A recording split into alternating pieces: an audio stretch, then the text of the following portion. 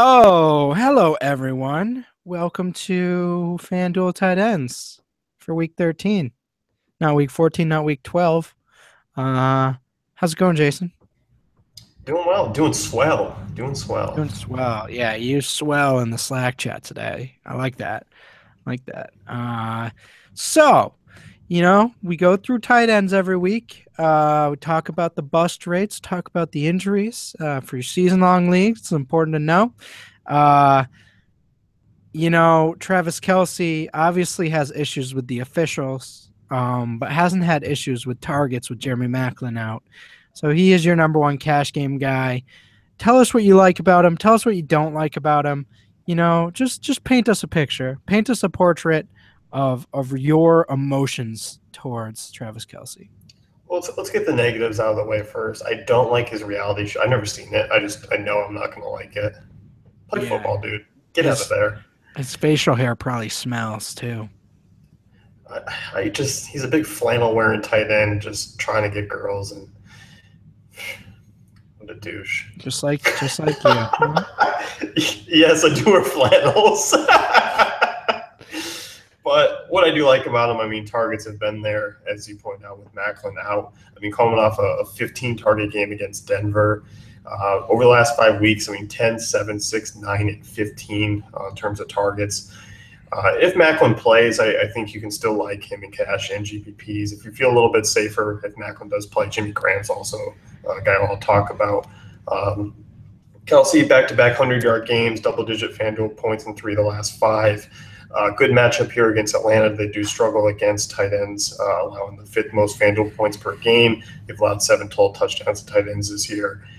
Vegas has this one. I mean, Chiefs should be trailing. They're going to have to play catch-up. I can see, obviously, a big game from basically Kelsey. If Macklin sits out, I think you can lock him in for another 8 to 10 target game with him and Hill kind of being the featured options.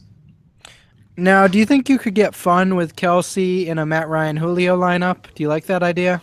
I do, yeah. I think it's a good correlation play. And with that in particular, I mean, especially with Jones' price this week, not particularly high. I think it's 8,300, which is cheap for him. Yeah, so I think him and Kelsey, a good correlation, a good kind of swerve off of other games that are going to be correlated highly. Absolutely. And last question. Between a Roadrunner and a Cobra, who wins? Um, in terms of like not dying, the winner doesn't In die. terms of who dies, who wins, who comes out victorious? There's a I, YouTube video on this, so I know I can confirm a winner. I gotta say the Roadrunner wins. Roadrunner wins. Yeah, Pecks him to death. Yeah, holds him down. Game over. yeah. It's I love. just think he's too slow. Yeah, I mean your gut instinct wants to say Cobra, but it's not. You That's not. want it. You almost want it to be a Cobra, No, but that's the Cobra's Roadrunner. got no shot. Roadrunners are fast. Anyway, Yeah. Zach Ertz, your other cash game guy, 5,300. Uh, Obviously inconsistent this year, but you obviously like the matchup against the Bengals. Yeah, I do, and I like the price. I mean, 1,000 cheaper than Kelsey, 1,100 cheaper than Jimmy Graham. So a little bit of a dive down option if you want to go that route this week. Good matchup against the Bengals. They're 25th per Football Outsiders against tight ends. 32 targets over the last 4 weeks for Ertz, so he's been used. Obviously, not the game we were looking for against Green Bay, but this is a great matchup against Cincinnati, allowing the 4th most FanDuel points per game. I like this one. I think obviously, his floor is a little bit lower than what you might like for a cash game, but I think for the price you're going to be okay, especially if he allows you to kind of bump up a tier somewhere else. If, say, he allows you to move from a Melvin Gordon to a Bell or to a David Johnson, you can kind of go that route. Decent team total there for being on the road. I think, if Jordan Matthews is banged up, that obviously gives Ertz a bit of a bump there. Dorial Green-Beckham came to life this past week, but he's in a tough matchup against Adam Jones. Depending on Nelson Aguilar's status, I think you can kind of funnel in Ertz for, about 6 to 7 targets this week. And a good shot to kind of get involved a little bit more. So I do like Ertz. I think a lot of people have him more GPP, but just the price difference, I think it's a little bit different here on FanDuel. Right. The way you split this up is kind of Kelsey and Graham are tier one, but if you're making the choice, it's going to be Kelsey. So let's get into Graham here as your GPP guy, 6,400 against the Panthers.